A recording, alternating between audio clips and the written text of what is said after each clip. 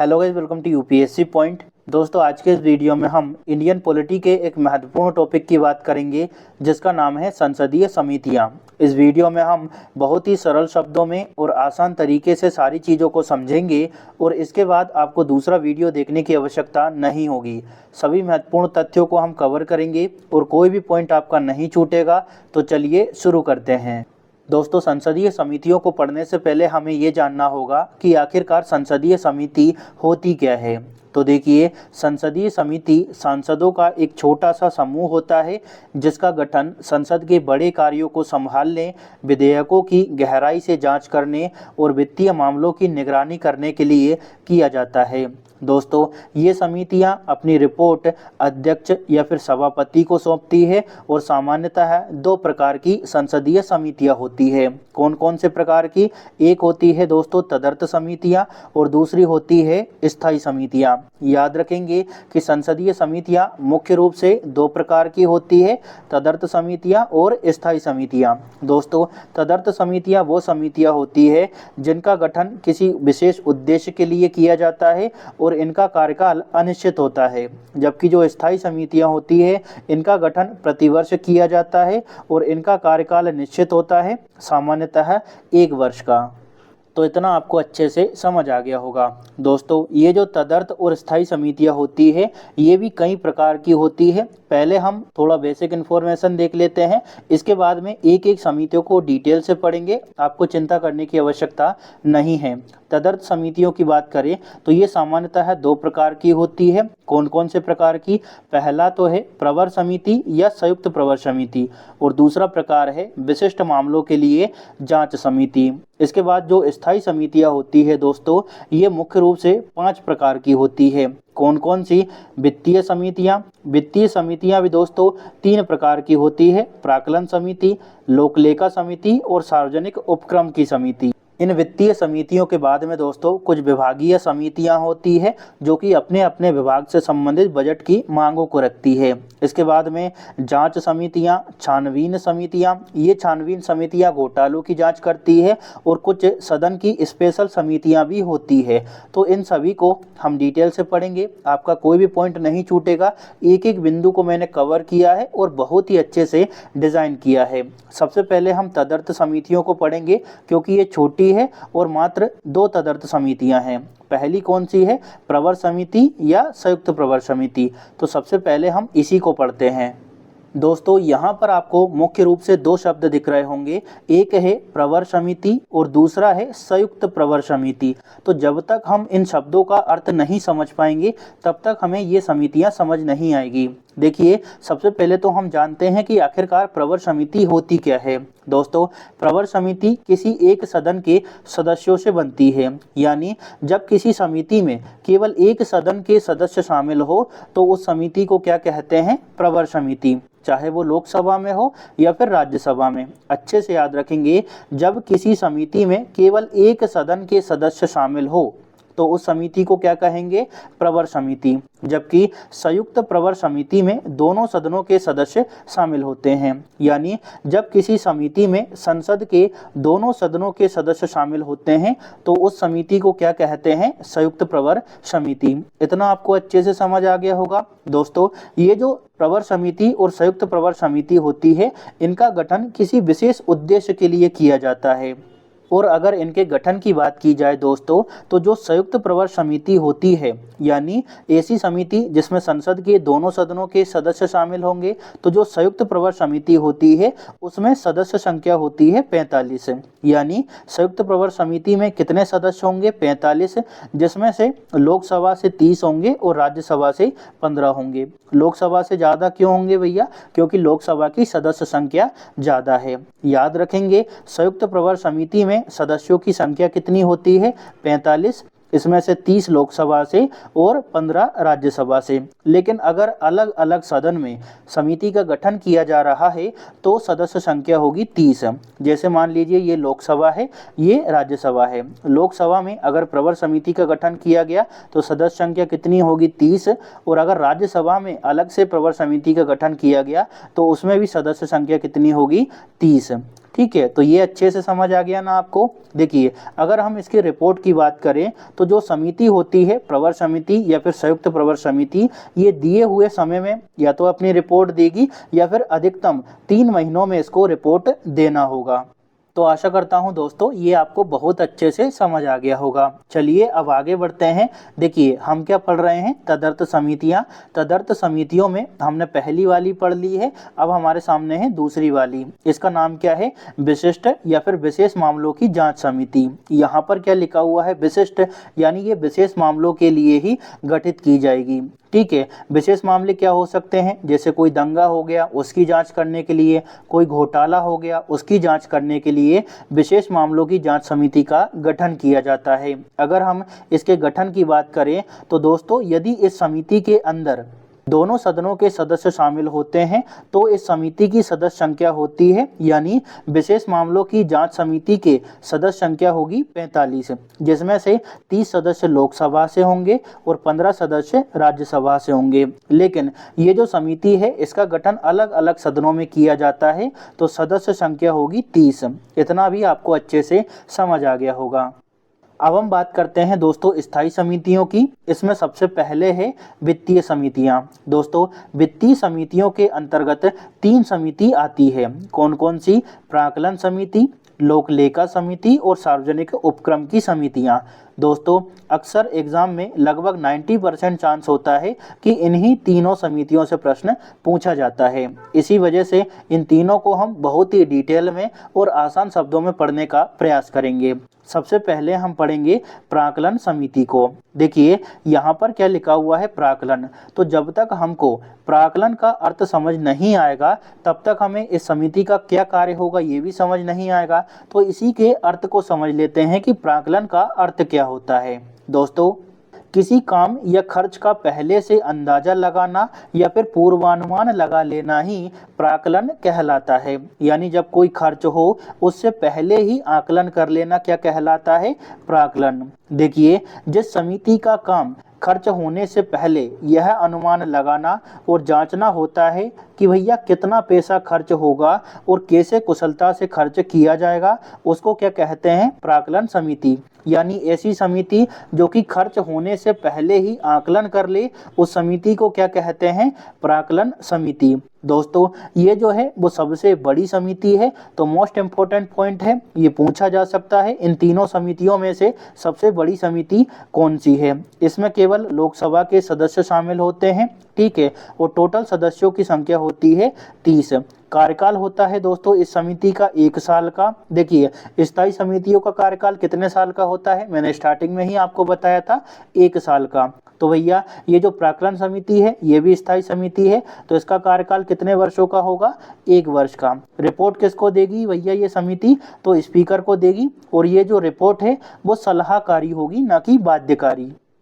इसके अलावा जो अध्यक्ष होता है इस समिति का, उसकी नियुक्ति लोकसभा स्पीकर द्वारा की जाती है और इस समिति में कोई भी मंत्री इसका सदस्य नहीं होता है, क्योंकि अधिकांश मामलों में, अधिकांश घोटालों में मंत्रियों का नाम ही हम देखते हैं। इसी वजह से प्राक्कलन समिति में कोई भी मंत्री शामिल नहीं किया गया है। इसका गठन 1950 में सबसे पहली बार किया गया था, जॉन मथाई की सिफारिशों के आधार पर। इस समिति का उद्देश्य क्या है, बजट में शामिल अनुमानों की जाँच करना और सार्वजनिक धन के दुरुपयोग को रोकना। आप देखिए, बहुत ही आसान शब्दों में समझ सकते हैं। यहाँ पर क्या लिखा हुआ है, प्राक्कलन यानी प्री आकलन, खर्च होने से पहले ही आकलन करने वाली समिति को क्या कहते हैं, प्राक्कलन समिति। तो आशा करता हूं दोस्तों इतना आपको अच्छे से समझ आ गया होगा। एक पॉइंट और भी है यहाँ पर, इस समिति का एक अन्य नाम भी है, वो क्या है, सतत मितव्ययिता समिति। तो इसे भी आपको नोट में याद रखना है। हो सकता है प्राक्कलन समिति के स्थान पर इसी शब्द का उपयोग कर लिया जाए। अब हम बात करते हैं लोक लेखा समिति की। तो दोस्तों, इसका गठन 1921 में भारत सरकार अधिनियम 1919 के आधार पर किया गया था और यह सबसे पुरानी संसदीय समिति है। तो मोस्ट इम्पोर्टेंट पॉइंट यही है, इसको अच्छे से याद रखिएगा। दोस्तों, लोक लेखा समिति में टोटल 22 सदस्य होते हैं। इनमें से 15 सदस्य लोकसभा से और 7 सदस्य राज्यसभा से शामिल होते हैं। दोस्तों, इन सदस्यों का चुनाव होता है एकल संक्रमणीय मत पद्धति के आधार पर। तो ऐसा नहीं है कि लोकसभा अध्यक्ष बोलेगा कि भैया 15 सदस्य तुम शामिल हो जाओ और राज्यसभा का सभापति बोलेगा कि 7 तुम शामिल हो जाओ, ऐसा नहीं है। इन सदस्यों को इस समिति में शामिल होने के लिए चुनाव जीतना होगा, तब जाकर लोक लेखा समिति में वो शामिल हो सकते हैं। ठीक है ना, ये समझ गए। अध्यक्ष की बात करें तो लोकसभा अध्यक्ष द्वारा इस समिति का अध्यक्ष नियुक्त किया जाता है। सामान्यतः विपक्षी दल के सदस्य को ही लोक लेखा समिति का अध्यक्ष बनाया जाता है। इसमें कोई भी मंत्री शामिल नहीं होता है। कार्यकाल होता है 1 वर्ष का। ये जो है अपनी रिपोर्ट लोकसभा स्पीकर को देते हैं और रिपोर्ट कैसी होगी, सलाहकारी। अब इसके कार्यों की अगर हम बात करें तो दोस्तों सबसे आसान तरीके से मैं आपको बताऊं तो आप ऐसा कह सकते हैं कि वो समिति जो खर्च हो जाने के बाद में निगरानी करेगी उसको क्या कहते हैं, लोक लेखा समिति। लोक लेखा समिति ये देखती है कि सरकार ने जो पैसा लिया था वो सही उद्देश्य के लिए तो लिया था, लेकिन उसी उद्देश्य में खर्च किया है या नहीं किया। सरकार ने 10 रुपये लिए थे, 11 कैसे खर्च हो गए। यानी खर्च होने के बाद में जो समिति निगरानी करेगी उस समिति को क्या कहते हैं, लोक लेखा समिति। यह समिति सुनिश्चित करती है कि संसद द्वारा स्वीकृत धन का व्यय उन्हीं उद्देश्यों के लिए किया गया है या नहीं जिनके लिए वह धन आवंटित किया गया था। यानी सीधी सी बात यह है कि वो समिति जो खर्च हो जाने के बाद में निगरानी करे, खर्च हो जाने के बाद में सरकार को जवाबदेह ठहराए, उसको क्या कहते हैं, लोक लेखा समिति। इससे पहले दोस्तों हमने एक समिति पढ़ी थी, प्राक्कलन समिति, जो कि ये देख रही थी कि सरकार जितनी मांग कर रही है वो सही कर रही है या नहीं कर रही है, यानी खर्चों को पहले से ही आकलन कर रही थी। ठीक है, जबकि ये जो लोक लेखा समिति है ना, ये खर्च हो जाने के बाद में सरकार को जवाबदेह ठहरा रही है। अब देखिए, लोक लेखा समिति और प्राक्कलन समिति दोनों ही लगभग एक जैसा काम कर रही है, तो इनको जुड़वा बहनें कहा जाता है। अब बात करें सार्वजनिक उपक्रम समिति की, तो इसका गठन 1964 में हुआ दोस्तों। इसमें टोटल 22 सदस्य होते हैं, जिसमें से 15 लोकसभा से और 7 राज्यसभा से निर्वाचित होते हैं अनुपातिक प्रतिनिधित्व की एकल संक्रमणीय प्रणाली द्वारा। इसमें जो अध्यक्ष होता है उसकी नियुक्ति लोकसभा अध्यक्ष द्वारा की जाती है। कोई भी मंत्री इसमें शामिल नहीं होता। समिति का कार्यकाल 1 साल का होता है और यह जो समिति है वो अपनी रिपोर्ट स्पीकर को देती है और रिपोर्ट जो है वो सलाहकारी प्रकृति की होती है, ना कि बाध्यकारी प्रकृति की। अब बात करें इसके कार्यों की, तो सार्वजनिक क्षेत्र के उपक्रमों की रिपोर्ट और खातों की जांच करने का काम करती है भैया ये वाली समिति। सार्वजनिक क्षेत्र के उपक्रमों में क्या क्या शामिल हो सकते हैं, तो एनटीपीसी, ओएनजीसी, गेल, ये सभी जो है वो सार्वजनिक क्षेत्र के उपक्रम हैं। तो इनकी रिपोर्ट और खातों के जाँच करने का काम किसका होता है, इस समिति का। ठीक है, ताकि उनका संचालन व्यावसायिक सिद्धांतों के अनुसार हो सके। तो आशा करता हूँ ये भी आपको अच्छे से समझ आ गया होगा। चलिए अब हम आगे बढ़ते हैं। अब बात करते हैं दोस्तों विभागीय समितियों के बारे में। दोस्तों ये जो विभागीय समितियां हैं ये भी स्थायी समितियां हैं। जैसा कि मैंने आपको पहले बताया था कि जो स्थायी समितियां हैं वो कई प्रकार की है, जैसे वित्तीय समितियां, विभागीय समितियां, जांच समितियां। तो अब हम इन्हीं को पढ़ रहे हैं। ठीक है, तो इसमें हम कौन सा पढ़ रहे हैं, विभागीय समितियां। ठीक है, अब विभागीय समितियां क्या होती है इसको अच्छे से देख लेते हैं। तो वो समितियां जिनका गठन विभागों के कामकाज, नीतियों, बजट आदि की निगरानी और जांच करने के लिए किया जाता हो, उन समितियों को क्या कहते हैं, विभागीय समितियां।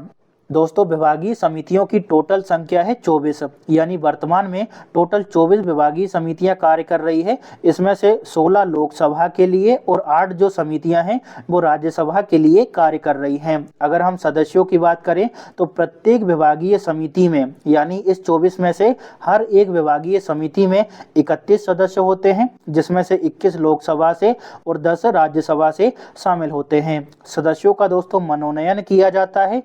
लोकसभा से जो सदस्य शामिल होंगे उनका मनोनयन लोकसभा अध्यक्ष द्वारा और राज्यसभा से जो 10 सदस्य शामिल होंगे उनका मनोनयन राज्यसभा के सभापति द्वारा किया जाता है। ये समितियां क्या कार्य करती है, तो भैया विभागों के कामकाज, उनकी नीतियों, बजट, इन सभी का निगरानी करने का कार्य किसका होता है, विभागीय समितियों का। अब बात करते हैं जांच समितियों की, तो ये भी स्थायी समितियां हैं और ये हर सदन में अलग अलग गठित की जाती है। अगर लोकसभा में जांच समिति का गठन किया गया है तो इसमें सदस्य संख्या होगी 15। अगर राज्यसभा में जांच समिति का गठन हुआ है तो इस समिति में शामिल सदस्यों की संख्या कितनी होगी? 10।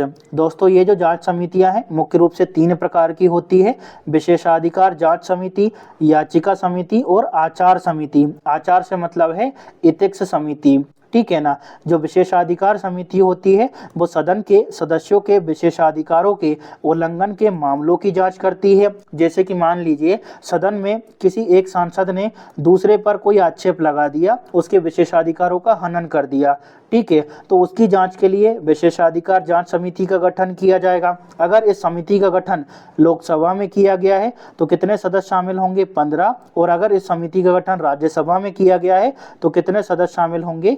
10, ठीक है। तो इन सभी में सदस्यों की जो संख्या होगी ना वो मैंने पहले ही ऊपर लिख दी है, एक जैसी होगी तीनों में।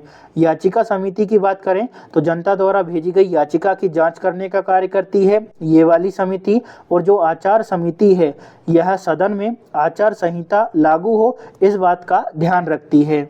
तो आशा करता हूँ ये भी आपको अच्छे से समझ आ गया होगा। चलिए अब आगे बढ़ते हैं। अब हम बात करने वाले हैं सदन की समितियों के बारे में। दोस्तों ये समितियां 3 टाइप की होती है, नियम समिति, सदस्यों की अनुपस्थिति पर समिति और कार्य मंत्रणा समिति।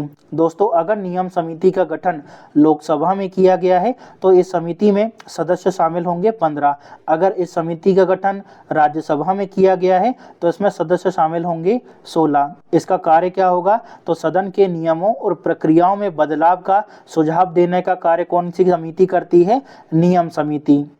तो आपको ये समझ आ गया होगा, जैसे सदन में कुछ नियम बदलाव करना है, कुछ नए नियम जोड़ना है, तो ये सभी कार्य कौन सी समिति करेगी? नियम समिति। सदस्यों की अनुपस्थिति पर समिति की बात करें तो इसका गठन केवल लोकसभा में किया जाता है और इसमें टोटल 15 सदस्य शामिल होते हैं, ठीक है। जो कि 15 सदस्य होते हैं इन सभी को अध्यक्ष द्वारा मनोनीत किया जाता है। यह समिति 60 दिनों से अधिक अनुपस्थित रहने वाले सदस्यों के मामलों की जाँच करती है, ठीक है। इसका गठन कहां पर होता है? लोकसभा में होता है, इस बात को अच्छे से याद रखिएगा। इसके बाद बात करें कार्य मंत्रणा समिति की, तो इसमें दोस्तों लोकसभा में 15 सदस्य शामिल होते हैं और राज्यसभा में 11 सदस्य शामिल होते हैं। इन तीनों समितियों में कोई भी मंत्री शामिल नहीं होता। आप जानते हैं मंत्री क्यों नहीं शामिल होता? क्योंकि अधिकांश मामलों में मंत्री ही बहुत सारे घोटालों में सामने आते हैं, इसी वजह से मंत्री को इन सभी समितियों से दूर रखा गया है। दोस्तों अगर कार्य मंत्रणा समिति की बात करें तो दैनिक कामकाज और एजेंडे को व्यवस्थित करने का कार्य करती है कार्य मंत्रणा समिति। तो ये भी आपको समझ आ गया होगा, जैसे दिन भर में कितने विधेयक प्रस्तुत किए जाने हैं, कौन सदन में बोलेगा, कब से कब तक चर्चा होगी, वो सभी कार्य यानी दैनिक गतिविधियों का जो भी निर्धारण होगा वो कौन सी समिति करेगी? कार्य मंत्रणा समिति, ठीक है ना। चलिए अब हम आगे बढ़ते हैं। अब बात करें छानबीन समिति की, तो दोस्तों यह मुख्य रूप से 2 प्रकार की होती है। एक होती है सरकारी आश्वासन समिति और दूसरी होती है अनुसूचित जाति जनजाति समिति। दोस्तों अगर सरकारी आश्वासन समिति का गठन लोकसभा में किया गया है तो इसमें 15 सदस्य शामिल होंगे। अगर इस समिति का गठन राज्यसभा में किया गया है तो इसमें 10 सदस्य शामिल होंगे। कार्य क्या होगा? तो मंत्रियों द्वारा किए गए वादों यानी आश्वासनों की जांच करने का कार्य करती है सरकारी आश्वासन समिति। ये समिति देखती है कि किसी मंत्री ने जनता से जो वादा किया था वो पूरा किया है या नहीं किया है, जनता को धोखा तो नहीं दे दिया है। तो इस तरह की जितनी भी जांच होगी वो कौन सी समिति करेगी? सरकारी आश्वासन समिति। इसके बाद अनुसूचित जाति जनजाति समिति की बात करें तो इसमें दोस्तों टोटल 30 सदस्य शामिल होते हैं, 20 लोकसभा से और 10 राज्यसभा से। कार्य क्या होगा इसका? तो अनुसूचित जाति और जनजाति आयोग द्वारा दी गई रिपोर्ट की जाँच करने का कार्य करती है अनुसूचित जाति जनजाति समिति। तो आशा करता हूँ ये भी आपको अच्छे से समझ आ गया होगा। जितनी भी समितियां हैं ना, एक बात ध्यान रखिएगा, जितनी भी समितियां होती है उसमें कोई भी मंत्री शामिल नहीं होता है। दोस्तों इस वीडियो को 1-2 बार आप और अच्छे से देख लेना ताकि आपको सारी चीज़ें और अच्छे से क्लियर हो जाए। इसका जो PDF है आपको RTI एप्लीकेशन और टेलीग्राम पर मिल जाएगा, दोनों के लिंक मैं आपको डिस्क्रिप्शन में दे दूंगा। अगर आपको वीडियो थोड़ा बहुत भी अच्छा लगा हो तो प्लीज़ लाइक शेयर और सब्सक्राइब जरूर करिएगा। Thank you.